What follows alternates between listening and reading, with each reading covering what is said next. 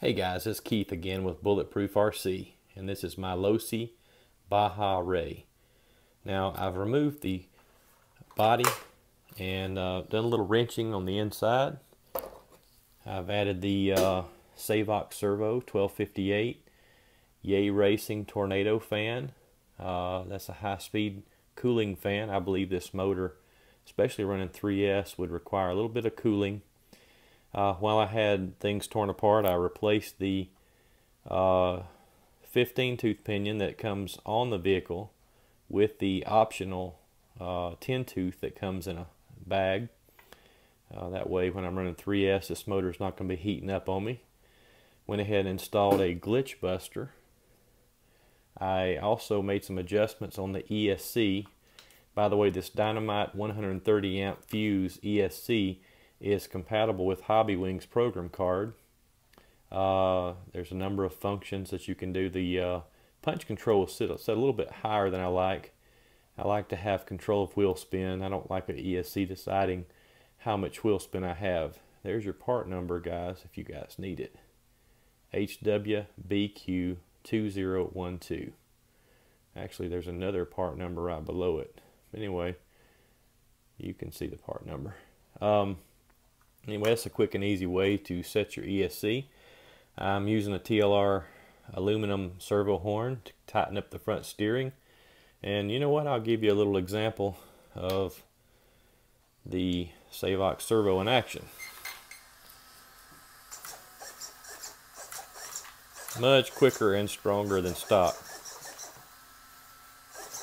Oops, about knocked my controller off.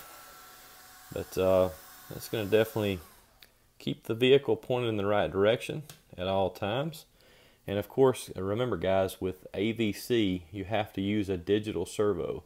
So if you do upgrade your servo, which I do recommend doing, this servo, which is also the same servo that came in my SCBE, very sluggish, poor response, not very happy with that servo. I know some folks aren't picky, but I am about my steering. Thought I'd take a moment while I got this thing torn down, talk about some of the other things. I'm definitely very pleased with the suspension. It feels very plush. Of course, they're plastic bodied shocks with aluminum shock caps. The plastics seem to be like on the flexible side. That's probably what's keeping breakages to a minimal. In fact, I haven't heard of anyone breaking anything on this vehicle, so that's good. Everything seems to be put together quite well. That aluminum chassis, the construction, everything.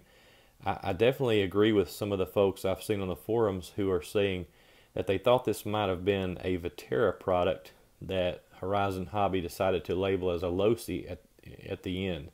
Because, you know, after wrenching on it, it definitely has that feel, same feel I had when I worked on my Viterra Glamis and other products I've seen in the store.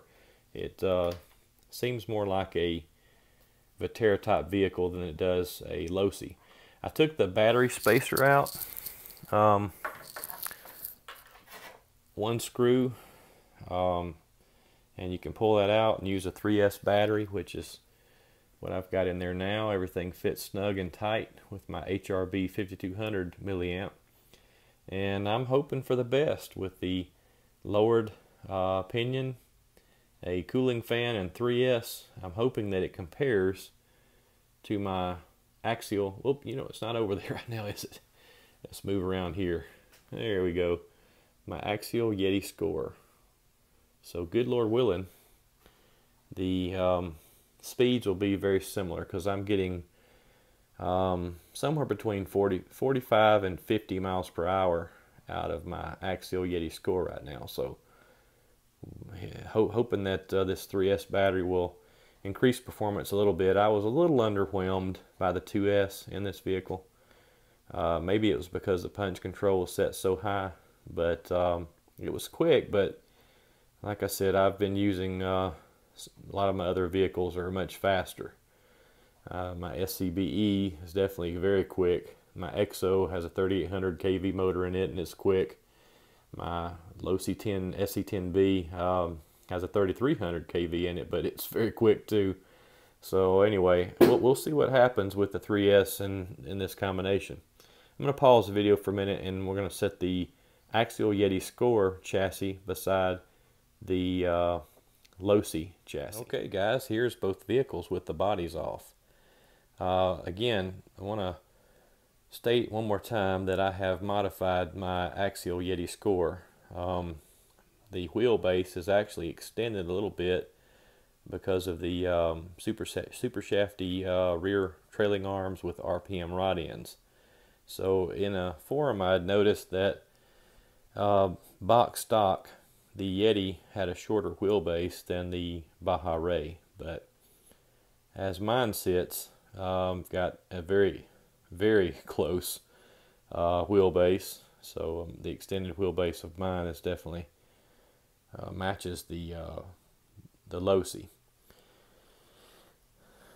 And I mentioned before I wasn't sure about adjustability on the front shock tower. There's only one position in the top, one position in the lower A-arm. So aftermarket parts, I'm sure, will have some adjustability. I have no doubt there. Losi's supposed to have some aftermarket parts coming out sometime this month, so I'm looking forward to that. Of course, there's your side view of both vehicles. They're very comparable. You can definitely see that.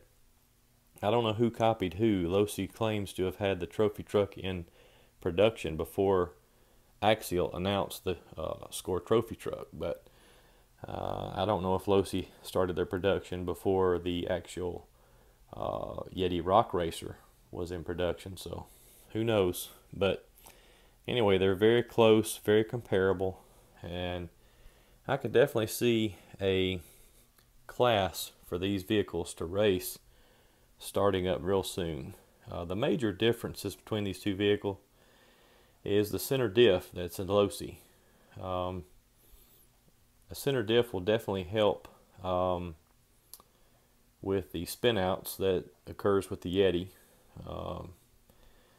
You can, when you unload power, all of the power doesn't go to the rear end. It actually gets transferred some to the front end, helping you pull through the corners rather than spin out. So that's definitely something that would help in the handling department on the Baja Rey. Of course, there's nothing wrong with the way the Yeti handles, especially after you tune it a little bit. It's pretty good. I've got 80 weight fluid up front in my Yeti, and it actually feels very similar to what's in the Losi. I know that sounds crazy, but the extra weight I've added, plus the way the shock pistons are in the axial shocks, you just need heavier weight. And I've got 40 in the back of my Yeti. I have no idea what shock fluid's in the Baja Rey, but it feels really good, so maybe we can figure that out through time. But anyway, that's a side-by-side comparison. I'm going to get the body put back on and run this thing on 3S.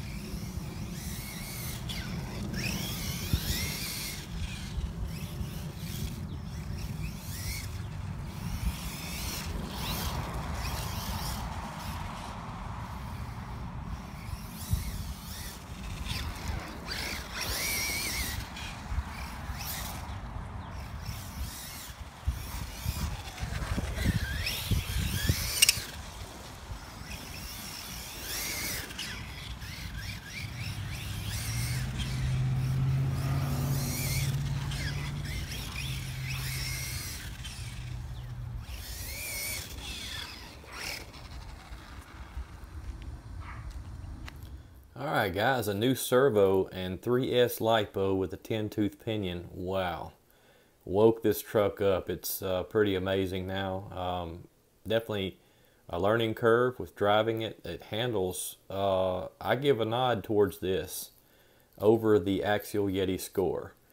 In my opinion, this truck blows the other one away in performance, and it's really box stock other than the two things I just mentioned, the servo and the 3S lipo and 10-tooth pinion. So, wow. I'm impressed, Losi. Good job. Handled pretty good on a couple of terrains I've just shown you. Grass is pretty high traction. These tires are very soft, so I've noticed that you can definitely take this thing around a curve pretty good, but you got to stay on the throttle a little bit. If you hit the brakes and turn, you're going to flip on a high traction surface. But I have a feeling that in dirt, this thing's going to be a beast. As you could see in the video footage I just showed you, that on the carport there with a little bit of loose traction, I could put this thing anywhere I wanted it. It was very agile. It would drift excellent. It jumped, was very balanced in the air. I can't say enough about this truck. I'm very excited, guys. It's a winner in my book. I didn't use AVC at all. I had a lot of fun with this thing. But anyway, that's it for this video, guys. As always, like and subscribe if the shoe fits, and have a great day.